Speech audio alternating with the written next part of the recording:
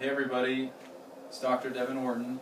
I have my patient here. This is Ann. We're going to do a little bit of demonstration to invite you to come to our talk that's coming up on muscle activation. So it's a technique I use in my office. It's a way of assessing the body, and then through the treatment it gives us real-time feedback to make sure we did something that was helpful and we can see real-time results. So first, she had mentioned that her shoulders give her issues, especially the left side.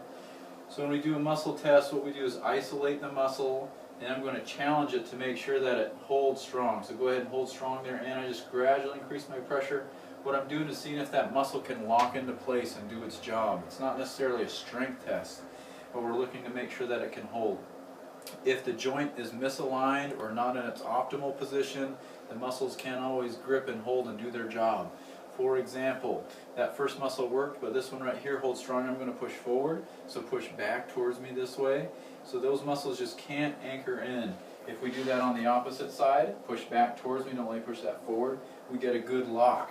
So that just tells me there are issues with the back of the shoulder here. It's coming from the rotator cuff and the shoulder blade. And then right here, we're going to do the same thing. We isolate a muscle. This is a test for the supraspinatus or the rotator cuff. Hold strong right there. And that should be able to hold up there. As you can tell, it just doesn't want to do its job. If we do it on this side, hold strong. So those are a couple muscles we already found. We'll come back to that after, in a few minutes, we do a little treatment. So we performed the muscle activation and worked with Ann and did a treatment. Now we want to go back and check those muscles and check the muscle function tests. So right here, hold strong, don't let me push that down towards you. Yeah, can you tell the difference? Be able to hold that up. Oh, yeah. And right here, push back, don't let me push forward. So push back, and that feels like it can anchor in and hold strong now.